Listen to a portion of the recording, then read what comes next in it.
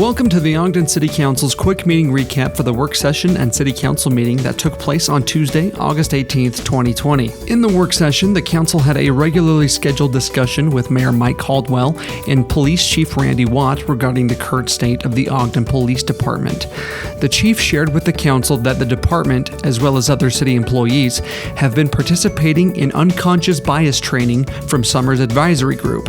Chief Watt also reported the department has seen a reduction in crimes from last year.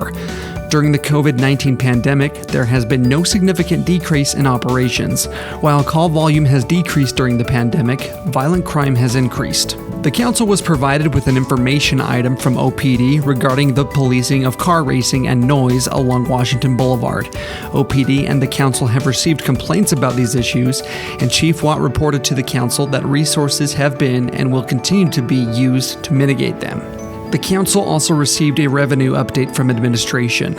Because the ultimate impacts of the economic shutdown were largely unknown during the budget process, the Council was conservative in appropriating funds in the fiscal year 2020-2021 budget. The Council committed to regularly evaluate revenue source data as it becomes available. Because revenue data lags, it will be difficult to determine the full impacts of COVID-19 for some time, especially in light of the ongoing state of emergency. As of June 30th, 2020, the anticipated net general funds revenue is an estimated $4 million under budget. This figure has not been audited, but the Ogden City Comptrollers believe it's accurate. Because of how early these numbers come in the fiscal year, it's difficult to have a clear picture of the city's revenue. The Revenue Committee within the city meets monthly to monitor Ogden City's revenue. The Planning Department presented proposed amendments to the definitions of warehousing and personal storage units and amending the zones in which they are allowed. The amendments are meant to clarify and define commercial warehousing and personal storage. In addition, the proposed amendments would remove the uses from the commercial zones, limiting warehousing and personal storage uses to the M1 and M2 zones. This item is tentatively scheduled to be considered by the Council in their meeting on September 1st. The Ogden City Comptroller presented a proposed budget amendment to recognize and appropriate $114,000 in grant funding. The funding was received by United Way of Northern Utah on behalf of the Alliance for the Determinants of Health.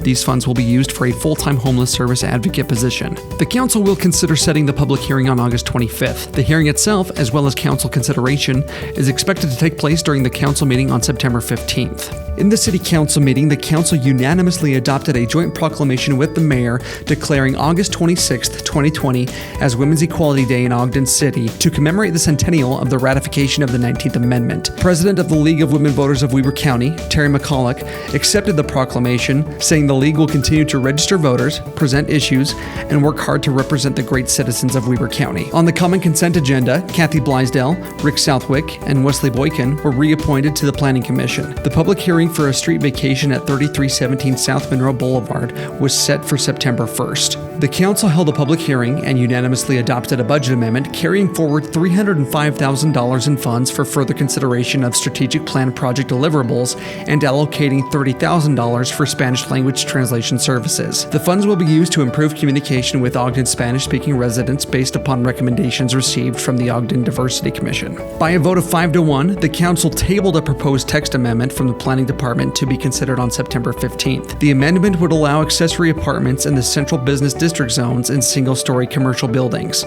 The current zoning standards allow for additional dwelling units to be located above the first-floor commercial uses, but not on the same floor in a single-story building. The proposed amendment is intended to provide additional flexibility and reuse of existing single-story buildings in the central business district area.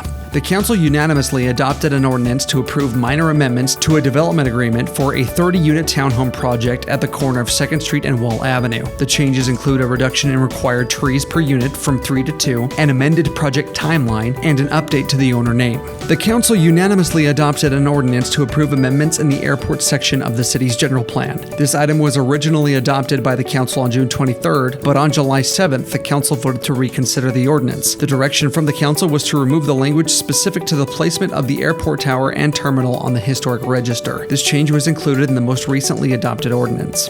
The entire recordings from the meetings of August 18th can be accessed on the Ogden City Council's Facebook page and podcast with timestamps to skip to specific agenda items. If you have any questions or comments, please reach out to the Council office at 801-629-8153 or send an email to citycouncil@ogdencity.com.